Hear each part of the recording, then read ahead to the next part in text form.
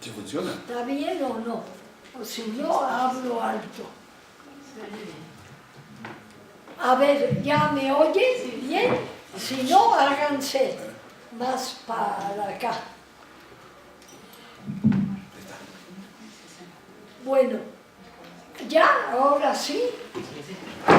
Bueno, pues en verdad, para el Seminario Permanente de Filosofía Mexicana, para mí en lo particular y para todos nosotros, es una distinción, un gusto, no son palabras vacías, sino de veras un interés muy grande en presentar el libro en este seminario nuestro, el libro de nuestro muy querido amigo, admirado, respetado y sobre todo querido Jorge Velázquez Delgado, el doctor Jorge Velázquez Delgado.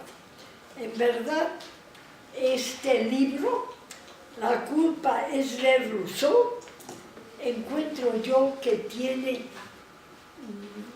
notaciones muy geniales, ¿no?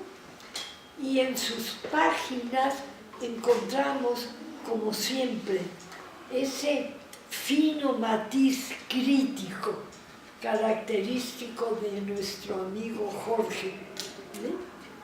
Y un certero análisis conceptual, no retórica, no palabras, porque sí, no, es lo que yo más admiro en él, ese certero análisis conceptual que caracteriza toda su obra. Yo me reservo mis otros comentarios para más tarde. ¿Y quién quisiera comenzar? Acá. Sí, como Entonces, ustedes quieran. tiene la palabra, perdónenme, el doctor Adán Pando. Adán Pando. Adán Pando. Perdónenme, No. pero ¿Se escucha? apenas hoy tengo el gusto de conocerlo. No, al contrario, muchas Que gracias. es un gusto conocerlo y tenerlo aquí entre nosotros. Muy amable, muchas gracias. El gusto es mío. Muy buenas tardes, tengan todos ustedes. Gracias por estar aquí presentes. Debo decir sinceramente que es un grato honor para mí ser partícipe de la presentación de este libro del doctor Jorge Velázquez, quien siempre me ha tratado con mucha deferencia, por ejemplo en este caso, y de quien aprecio y presumo la amistad. El caso de este libro, en particular, personalmente, me toca y me resulta especial por varias razones. Voy a intentar, brevemente voy a decir estas dos razones principales, y después, en función de la segunda, trataré de esbozar algunas ideas en torno a La culpa es de Rousseau, del doctor Velázquez. Las razones por las que este libro resulta especial para mí es porque lo conocí el texto un poco antes de irse a la imprenta. La relación con un libro que se está cocinando siempre es un tanto más profunda y un tanto más personal cuando uno conoce la maqueta, el dummy, como se le llama, del libro. Y desde entonces a mí me pareció un libro verdaderamente maravilloso, muy bien escrito, enseguida diré por qué, y esperaba yo que pudiera irse pronto a la imprenta. Del momento en que yo lo leí en ese estado al momento en que pasó a la editorial, tardó un poco más de lo deseado, pero finalmente debemos congratularnos de que esté aquí, de que lo podamos estar presentando. La segunda razón es un tanto más importante, porque de los varios libros que conozco del doctor Velázquez, este es aquel cuya escritura refleja mejor al autor. Yo tengo el gusto de conocer a Jorge desde hace ya algunos años, 5 años, 5 años en persona, un poco más por correo electrónico, He leído varios de sus textos, lamentablemente no puedo decir que todos, pero aquel texto que definitivamente con el que bajé las barreras de la discusión inicialmente y me dejé llevar por él fue este. Y agradezco también haber tenido la oportunidad de leerlo y de conocerlo, porque creo que aquí está plasmado, no porque yo crea que hay maneras de leer libros en donde se pueda descubrir la intentio autoris, o porque crea que se puede hacer psicoanálisis del autor a través de la obra. No, no, no. Yo, que tengo la oportunidad de conocer a Jorge y al mismo tiempo de conocer el libro, veo la comunión entre estas dos. Es una obra muy lograda y creo que Jorge se debe haber sentido muy satisfecho de escribirlo. Y si no se sintió, debería hacerlo, ¿no? Esa es una crítica por si no te sentiste satisfecho. En relación con esta segunda razón, y que en cierta manera es el texto que de alguna manera siento, a lo mejor no es un juicio demasiado racional, pero siento que es el libro más suyo, entre comillas. No sé si vaya a ser el más leído o si ya sea el más leído. No sé si vaya a ser el mejor ponderado por la crítica, pero sí sé que este es un libro, la primera característica es que es un libro maduro. Conste, no digo que el autor sea maduro, eso ya lo dirá él o lo juzgarán los demás, ¿no? Estoy diciendo que lo que tenemos, lo que nos ha convocado aquí el día de hoy, es el fruto de las mejores vides, añejado en las mejores barricas del pensamiento. Y es lógico porque Jorge está familiarizado con Rousseau desde la época de la licenciatura. No es un tema mucho menos nuevo, ni improvisado, ni nada por el estilo, sino que tiene, me atrevo a decir, décadas de maduración, lo que dice Jorge aquí, la culpa es de Rousseau. Conforme uno lo va leyendo, va sintiendo que su autor no ha escrito un libro académico más, sino que navega perfectamente a sus anchas en los a veces procelosos mares del pensamiento rousseauiano. Esto lo hace un libro amable, ameno, que tiene buen trato con el lector. El cuerpo del texto corre con fluidez, sin tropiezos o dificultades. Tiene eso que hoy en día se llama, con una palabra espantosa, lecturabilidad, que quienes saben de cuestiones de edición dicen que no debe confundirse con legibilidad, ¿no? Pero el libro fluye sin estar atiborrado de citas, casi como si Jorge nos estuviera platicando las ideas del filósofo ginebrino. Pero digo casi porque tampoco es un texto que caiga en el coloquialismo. Cuando lo leemos no vemos cómo habla Jorge, vemos cómo piensa. Se nos va apareciendo un texto intelectual y estéticamente equilibrado y armonioso. Por ejemplo, no es una biografía de Rousseau, por fortuna, no es una biografía más de Rousseau, pero el dato biográfico va ahí donde se necesita. Por ejemplo, en la página 197, y ahorita tendré que volver a citar esta nota, es el capítulo donde Jorge habla de la cuestión femenina del imaginario político de Jean-Jacques Rousseau, y hace una mención sobre la muerte de la madre de Rousseau a los pocos días de nacido y algunas hipótesis acerca de la muerte de Rousseau. Esas notas biográficas no son mera numeralia, las pone Jorge en donde hace sentido ponerlas, ¿no? Cita la biografía sin caer en psicologismos. Por ejemplo, también no es un tratado sistemático de las teorías del filósofo de Ginebra, pero si uno se fija, están todos, o prácticamente todos, los libros de Rousseau consultados y bien reflexionados. Nunca los encuentra uno en un orden cronológico o en alguna clase de orden temático, pero todos están presentes, ¿no? Todos están ahí conviviendo en este diálogo que Jorge armó con Rousseau. Como los buenos árbitros de fútbol, el mejor árbitro es el que no se ve. Cuando uno ve al árbitro en el partido es porque algo salió mal. Y aquí, naturalmente, emergen las ideas de Rousseau. No es tampoco un libro de Rousseau en su tinta. Lo pone desde el principio en su contexto, y en su contexto más pertinente, la Ilustración. Es un texto, en un texto que todos los profesores universitarios que impartimos materias de este periodo, de fines del siglo XVIII o incluso de la modernidad tardía, no solo particularmente sobre Rousseau, sino sobre el periodo, bien podemos recomendar y usar en nuestros cursos. Ese primer capítulo que se titula La ingeniosa agudeza dialéctica de la Ilustración. Pero no es solo un marco que se pone al principio. También cuando es necesario recurrir a otros factores de contexto, Jorge los trae a colación.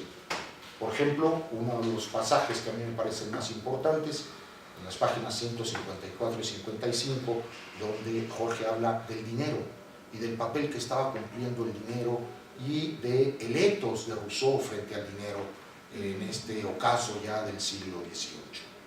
No voy a citar para evitar el engorro, pero tengo aquí la referencia. Es un libro redondo, es un libro completo. Prácticamente todos los aspectos de importancia de las ideas de Rousseau son tratados en este texto. La difícil relación con la Ilustración, el principio antropológico que siempre subyace a la obra del Ginebri, su ideario político, pero no solo el que está en sus obras llamadas políticas, ¿no?, con los conceptos de igualdad, libertad, su idea del contrato, voluntad general, etc., sino también aquella otra parte que está implícita en otras obras, a veces equivocadamente separadas, una taxonomía más propia del siglo XX que del siglo XVIII en que fueron escritas, aquellas otras separadas, obras separadas, y en donde trata, por ejemplo, de la utopía bucólica, de la utopía pastoril, como le llama Jorge, de Rousseau, de su vuelta a la naturaleza, de su acérrima crítica a la propiedad privada y, por supuesto, de algo que fue lo que quizás más conmovió en su época a las buenas conciencias de aquel entonces, entiéndase un círculo de paraintelectuales que todavía no estaban conformados como el intelectual tal como lo conocemos ahora o tal como lo denominamos ahora, pero que generó la animadversión de esta inteligencia del poder que existía. Ustedes saben que la molestia que causó Rousseau no fue por sus obras llamadas políticas, no fue por el origen del discurso sobre el origen de la desigualdad entre los hombres o el contrato social. Esas obras ganaban premios. Lo que molestó fue la crítica de la moral y las costumbres. Lo que molestó fue la crítica no tan implícita, sino bastante explícita en libros como el Emilio o La Nueva Eloísa, etc., ¿no? Finalmente esto fue lo que chocó con la sociedad y la mentalidad dominante de su época, ¿no? Todo esto parecería por sí solo ya suficientes virtudes del libro La culpa es de Rousseau. Pero Jorge tejió un tapiz aún más fino. Y encontramos entonces las otras dimensiones de Rousseau, que generalmente no son las que primero se proponen, ¿no? Encontramos, como muy bien lo dice Dora Elvira en el prólogo del libro de Jorge, encontramos la conexión entre las teorías políticas de Rousseau y su teoría de los sentimientos. Como pocas veces he visto yo escrito sobre Rousseau, aquí tenemos un examen de las ideas de la piedad y de la religión civil y la conexión, la relación, como decía, que guarda con la otra parte de las teorías políticas. Encontramos el papel de la soledad, la culpa y la confesión. Y aparecen también breves pero riquísimas reflexiones de parte de Jorge mismo sobre el género confesional o sobre algunas de estas pasiones que nos abren camino desde Rousseau, pero más allá de Rousseau. En ese sentido, este no es un libro circunscrito a Rousseau, es un libro en donde también podemos ver que Rousseau es el principal pretexto, pero lanza guías, lanza anzuelos, Jorge, para ver si los mordemos y entonces encontramos esas reflexiones, por ejemplo, sobre la soledad, un par de páginas, sobre la culpa, sobre el género confesional. En este sentido,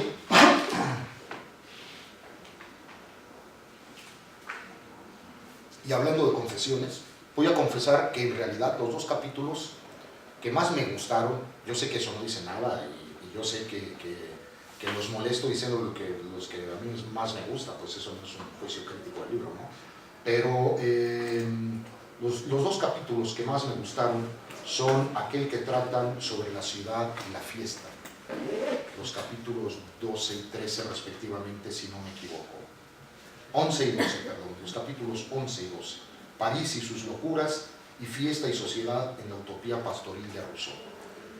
Porque aunque son capítulos breves, concisos, nosotros vemos cómo se desenvuelve a partir del tema de la ciudad, poco a poco el tema de la utopía pastoril y una reflexión que no cierra, porque tampoco es un libro clausurado el de Jorge, pero que sí apunta a una reflexión sobre el mal y sobre el problema del mal en Rousseau.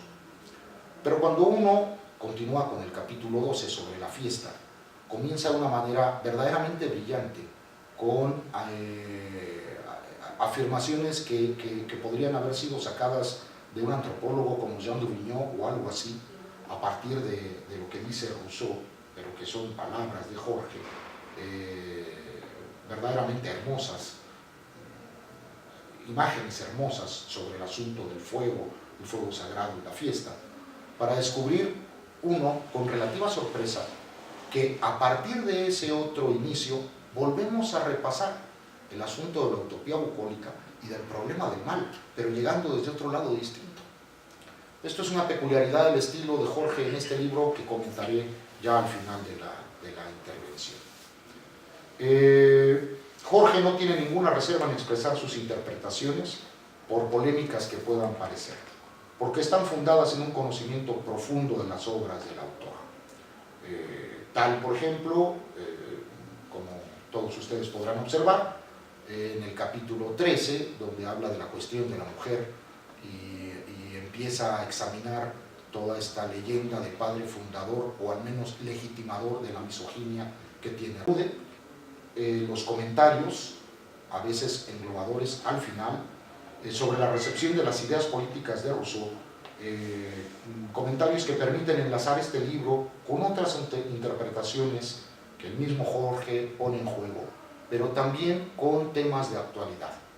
Y entonces nosotros nos encontramos muchas veces a lo largo del libro esta comparación de ¿y qué hubiera dicho Rousseau frente al neoconservadurismo o el papel de la economía frente a lo que vemos de la liberalización de los mercados? No es un libro complaciente, es mucho más amable con el lector que con Rousseau. No es una apología de Rousseau, es un examen crítico de Rousseau llevado con serenidad y con ecuanimidad. Ahora bien, y para ir terminando mi intervención, cuando dije que su texto corre con fluidez, pero que no cae en el coloquialismo, quise exorcizar cualquier malentendido. El texto de Jorge es ameno no por ligereza o superficialidad, todo lo contrario. Logra esa aparente facilidad por un dominio completo de la materia. La amenidad no va reñida con la rigurosidad, y este libro lo demuestra. Véase la bibliografía, el aparato crítico a pie de página, véase el hilo argumentativo en cada caso. Sé de buena fuente que la forma escritural de este libro ha disgustado a alguna persona. Es cierto que la prosa de Jorge Velázquez no es la prosa de Alfonso Reyes. La prosa de Jorge Velázquez es la prosa de Jorge Velázquez. Que me diga alguien que eso tiene algo de malo en sí mismo. No. A Jorge no le gustan los párrafos de 5 páginas, no le gustan las frases subordinadas, le gusta el punto y seguido, pero ese le da un ritmo propio al texto. Un ritmo que no va separado de la intención final, que es a la que me quería referir. El problema que tenía Jorge no era fácil. Tenía un dominio completo de la materia, pero tener un dominio completo de la materia no es lo mismo que saber expresarlo. ¿Cómo tratar la obra paradójica de un hombre que, como dice el mismo Jorge, es un atado de contradicciones. ¿Cómo tratar a un Jean-Jacques frente a Rousseau? Un pensador que fue llamado el último de los ilustrados, cuando la ilustración estaba en su apogeo, y el primero de los románticos, cuando todavía no se acuñaba el término romanticismo. Bueno, creo que Jorge encontró una acertada solución: la ironía. Y la ironía empieza, y hace estos guiños al lector constantemente, Jorge, desde el principio. La culpa es de Rousseau. Para terminar de una manera magistral, después de todo este examen, con aquel hermoso párrafo que sí me voy a permitir citar.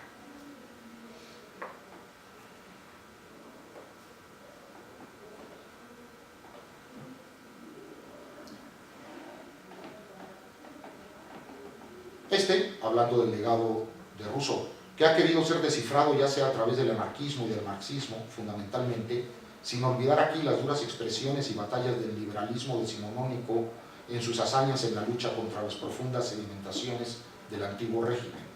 Sobre todo en nuestra América, que al adoptar las tesis liberales no evitó caer en el dominio de las grandes oligarquías fraguadas al calor de los movimientos independentistas, guerras intestinas, anticolonialistas y antiimperialistas, que en los hechos sellan la frágil condición política que hace mantenernos en una hasta hoy dura ilegitimidad política. De esta forma se ha querido sostener una tradición filosófico-política evidentemente incompatible con la ideología de lo político e ideológicamente correcto. Es decir, no aceptar los criterios de una dominación en la que en el horizonte solo encontramos alienación, servidumbre voluntaria y pérdida de soberanía. No aceptar tal cosa nos lleva a decir y a reconocer que en efecto la culpa es de Rousseau. Muchas gracias.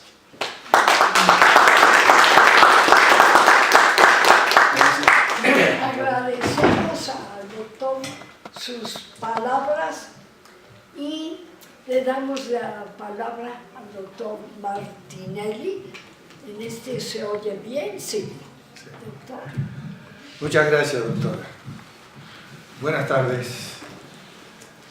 En primer lugar, un agradecimiento a Jorge por haberme invitado a la presentación de su libro. Sorprendentemente publica ya 2 libros al año, una erudición sorprendente. Digo que es la culpa de Rousseau es una reflexión erudita a partir de la obra de Rousseau.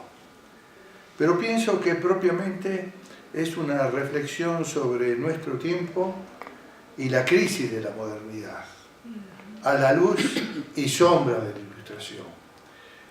Y yo pienso que cuando se dialoga con un clásico, hay que pensar aquel tiempo para interpretar el nuestro con holgura, con libertad. En relación con el prólogo de Dona Elvira García González, es una clara exposición de los contenidos de la obra. En ese sentido, también quiero decir que afortunadamente la exposición del colega Adán Pando me exime de trabajar los distintos capítulos de esta obra. Son 14 ensayos y realmente ofrecer una síntesis de ellos en 20 o 25 minutos es difícil.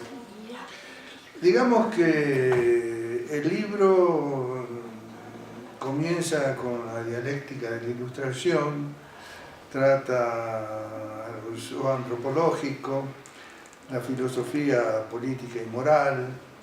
Ahí se puede leer la melancolía, la virtud, la piedad, los sentimientos importantes en Rousseau, la educación y la mujer, entre los temas privilegiados.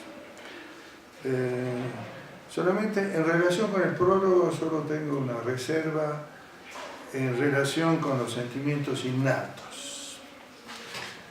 Quiero agregar que este libro es una publicación reciente pero tiene un proceso de elaboración de 30 años en las mismas palabras introductorias de Jorge Velázquez, que cuenta que ha sufrido y ha gozado con Rousseau y lo ha podido plasmar en 14 ensayos. Yo me voy a centrar en el capítulo primero, la ingeniosa agudeza dialéctica de la ilustración, porque me parece el más comprensivo y también el más específico en relación con Rousseau. En consecuencia, digo que la ilustración, siglo XVIII, particularmente se trabaja la más desarrollada, la ilustración francesa. En Rousseau, esta visión se bifurca entre las luces de la razón y el optimismo. El optimismo que luego va a ser capturado y la palabra captura es intencional, va a ser capturado por el progreso como una fuerza irrefrenable. Las luces de la razón le llegan a Rousseau después de superar penurias, tribulaciones, una vida deambulante, pero muy atenta. Y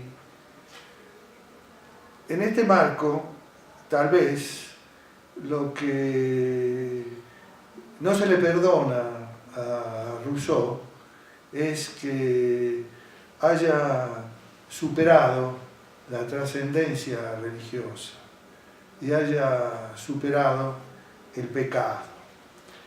Ahora, en la otra línea, en la línea del optimismo, en la proyección contemporánea, hoy el optimismo capitalista se ubica básicamente en la ciencia y la tecnología, que se han convertido en dos fuerzas productivas formidables.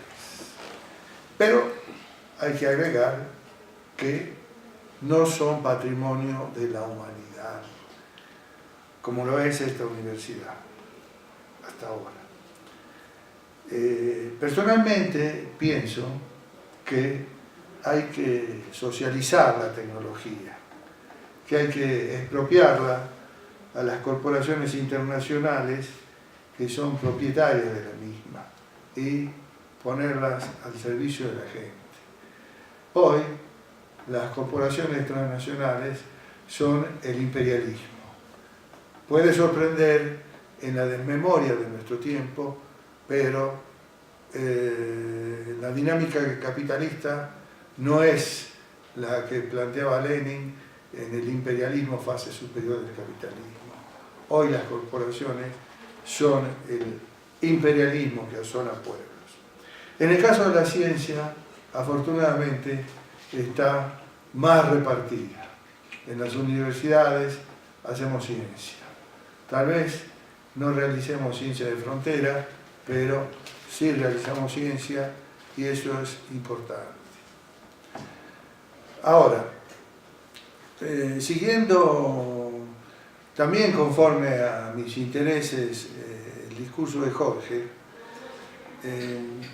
cabe preguntarse cuál es el tránsito de la razón, sobre todo de la razón ilustrada. Señala Jorge Velázquez que la razón no es propiamente propiedad de una clase social, pero sí iluminó el momento burgués de la historia, iluminó la fuerza efervescente de la burguesía en su naciente pujanza.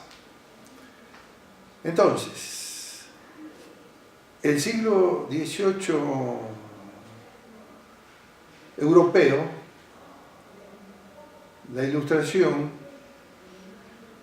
se proyectan, como dije, en dos planos y fundamentalmente en un punto de partida de la modernidad, pero una modernidad con claros oscuros. Y digamos que entonces esa modernidad con claro oscuro va a sentar reales en la sociedad capitalista. Y en esta sociedad, nuestra realidad, la razón ilustrada se vuelve razón instrumental, básicamente gobernada por el cálculo y la ganancia.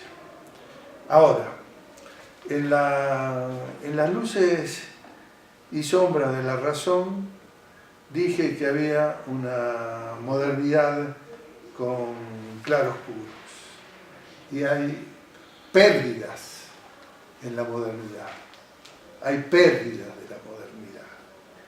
Y una de las afirmaciones más lúcidas, a mi juicio, del autor es cuando señala que el socialismo es una pérdida de la modernidad como una propuesta racional y moral de bienes colectivos para el conjunto. Claro, en el último tercio del siglo XX, la potencial entrada del socialismo a la modernidad fue boicoteada por Ronald Reagan, por Margaret Thatcher, por Wojtyła, pontífice Juan Pablo II, y por Lech Walesa. Antes ya lo habían hecho los jesuitas, lo había hecho von Mises y Hayek. En consecuencia, esto puede ser discutible, puede ser opinable, ciertamente. Pero esta pérdida de la modernidad va anexa a otras sumamente graves, sumamente costosos. En estos días, en esta semana de onomásticos a la mujer, yo digo que una de las mayores pérdidas en la construcción social de Occidente es la pérdida de la inteligencia femenina en la construcción del mundo. Claro, la presencia de la doctora Carmen Rovira hace relativa esta afirmación, afortunadamente, pero no dejo de señalar que hay una pérdida social de la inteligencia femenina que es un costo tremendo, es un costo político, es un costo cultural y un costo económico. Bueno, continuando, ¿cuál es el recorrido de la Ilustración? Bueno, básicamente sus mayores desarrollos, me parece recordar, Francia, Alemania y Escocia. En menor medida Europa Central y el occidente europeo. Pero también hay que señalar con energía que hay una proyección de la razón ilustrada y de Rousseau en Latinoamérica. Eso es fundamental. No olvidar que de Mariano Moreno en Argentina a Miguel Hidalgo, en México, Rousseau fue el germen independentista de Latinoamérica y la anterior de la independencia y la conformación de los estados-nación. Todo esto estaba en el contrato social, que llegaba al Río de la Plata en libros entremezclados entre las páginas de la Biblia. Hay uno de los cuestionamientos, así como se cuestiona, lo señalaba Adán a Rousseau como el padre putativo de la misoginia, la cuestión del terror también se asigna que el huevo de la serpiente se crió y que la Ilustración fue la cuna del terror. Digo, la expresión política, o más propiamente lo político de dicha expresión, se asocia con los jacobinos y con la Revolución Francesa. Yo recuerdo algún estudio que hice sobre Robespierre y encontré que luego del Termidor y de la ejecución de Robespierre, el periodo que se continuó fue terriblemente peor que el anterior, cuando estaba Robespierre a cargo de la salud pública de la nación francesa. Entonces, ¿será que los jacobinos y la Revolución Francesa son la expresión decantada del terror? Con lucidez advierte Jorge Velázquez que ya en el siglo XVII hubo movimientos violentos, insurgentes, poderosos, entre otros la Reforma Protestante y la Revolución Inglesa de 1688. ¿Sí? Decir que la violencia está inscrita en la historia puede ser una verdad de perogrullo, pero cabe afirmarlo para tratar de evitarla como propuesta histórica. En ese sentido, Jorge ha trabajado a los clásicos, en este caso Maquiavelo y Rousseau, controvertidos, condenado a priori al primero, ignorando toda la riqueza del príncipe y haciéndose cargo los maquiavélicos de desvirtuar la obra. El fin justifica los medios, nunca está en la obra de Maquiavelo. Tal vez en la obra de teatro tendría que revisar su obra de teatro, La Mandrágora. En consecuencia, hay una asociación espuria por las usinas ideológicas del capitalismo, nazismo y comunismo. ¿Sí? Aquí, y no voy a entrar en el tema, tiene alguna responsabilidad. ¿Cómo se llama la mujer esta que...? Hannah Arendt. Tiene alguna responsabilidad Hannah Arendt en esa equiparación del mal. Pero digo, en todo caso, que el nazismo es la destrucción de la razón, la destrucción humana llevada a sus peores niveles, digo, entre los crímenes del capitalismo contemporáneo hay que recordar. El Holocausto y las bombas atómicas que arrojó Estados Unidos en Hiroshima y Nagasaki. Importante refrescar la memoria para no hacer análisis unidimensionales. Entonces, hoy, todo cuestionamiento al orden capitalista se asocia con neologismos al totalitarismo, ¿sí? En versiones diversas. En Argentina, Ernesto Laclau se ocupó de degradar lo popular a populismo y, dando un enorme salto al vacío, eliminar las clases. Sorprendente, sorprendente ocultarse en el peronismo, que es un paralelismo mucho más desarrollado que el prismo en México, pero con puntos de contactos muy perversos. Entonces, ¿cuáles son las causas del terror? Yo pienso que la cancelación de la razón social del bienestar genera terror.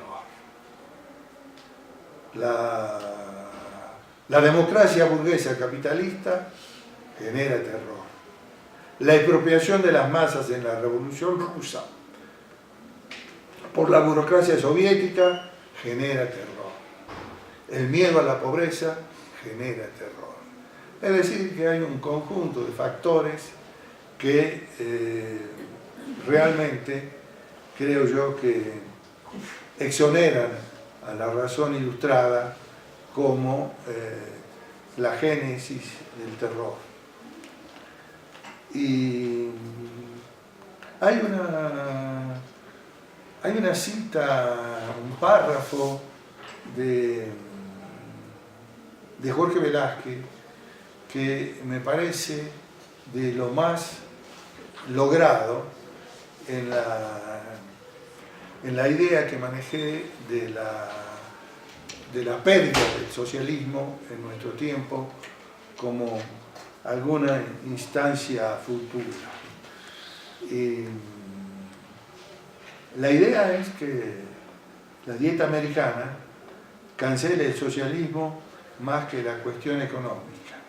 Pero voy a leer la cita porque es muy provechosa. Entre las páginas 10 y 11 dice: como sugiere Werner Sombart, puede más el filete de la vaca y el pastel de manzana de la dieta americana que ese manifiesto del humanismo de Pico de la Mirándola, de la dignidad del hombre, o el contrato social de Jean-Jacques Rousseau, o el manifiesto del Partido Comunista de Karl Marx y Federico Engels, o el imperialismo, fase superior del capitalismo, de Lenin. Es decir, tal dieta sería, de acuerdo con Sombart, lo que explica la derrota e imposibilidad del socialismo, dado que la inviabilidad del socialismo no ha dependido, como lo ha creído los neoliberales, a partir del mentor Ludwig von Mises, del cálculo económico. Y luego habla Jorge del americanismo como la utopía neoliberal. Realmente la dieta americana no es nutricia y ha indigestado pueblos. Bien, si nuestro tiempo es un tiempo de transición, esperemos que no sea una transición al vacío, habría que plantear, teniendo el fondo los sentimientos rusonianos, la piedad, la virtud, ¿cómo hacer el bien? ¿Cómo hacemos el bien hoy en la sociedad contemporánea? Yo me nutro de un pensamiento moderno de 24 siglos. Aristóteles, en el acto virtuoso, dice que se requiere un ánimo, una determinación y una electibilidad por parte del sujeto para realizar el acto virtuoso. Es decir, no es el buen acto de retirar a una niña del bosque y entregarla al guardabosque, o hacer cruzar la calle de la mano a un ciego. No, es un acto determinado donde el deber ser no es la proyección a futuro, ese ideal que desdeñan los realistas, sino es la cotidianidad ética, ¿sí? En ese sentido, y ya para terminar mi exposición, yo planteo, con el respaldo del texto, pero en mi interpretación, que para hacer el bien hoy necesitamos una subjetividad racional y moral, como planteaba Rousseau, obviamente adecuada a nuestro tiempo. Una materialidad estructural que permita conocer las relaciones sociales, las relaciones de producción, las relaciones de propiedad. Aunque ustedes no lo crean, la última clase que di en un posgrado, los estudiantes no tenían idea de lo que eran relaciones sociales de producción y me presentaron esquemas administrativos absolutamente funcionales, donde la corrupción era una función o una variable y no una inscripción de la decadencia del capitalismo contemporáneo. Pero bueno. Y el otro elemento es la teoría, ¿sí? Ya se dijo con lucidez, sin teoría no hay realidad. Una agudeza del N que regularmente se ignora. Entonces, con ese trípode de una subjetividad estimulada, con el análisis de las relaciones que nos tocan vivir y con el aporte de la teoría, se puede hacer el bien, se puede hacer el bien. Frente a los blanqueos de la razón que ha realizado la razón instrumental, creo que para hacer una valoración de Rousseau, siguiendo los ensayos de Jorge, nos lega la autonomía del sujeto, racional y moral, la centralidad de la persona, ¿sí? Que esto lo emparenta con el pensamiento clásico griego-helénico, la terrenalidad de las ideas a la que me referí con el aporte de la Ilustración a la independencia latinoamericana y dotar de sentimientos a la vida, es decir, la piedad, el amor, la educación como una vía de superación.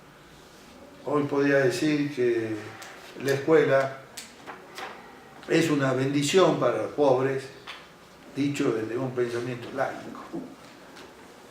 Y una visión no salvacionista por parte de Rousseau, sino como una empresa humana que él la cristaliza en el contrato social como una expresión que no pudo quebrantar el liberalismo, que no pudo quebrantar, si es cierto que Locke es otra versión de la Ilustración no se pudo quebrantar la fortaleza del contrato social y de la voluntad general, repito, como una expresión de la soberanía popular.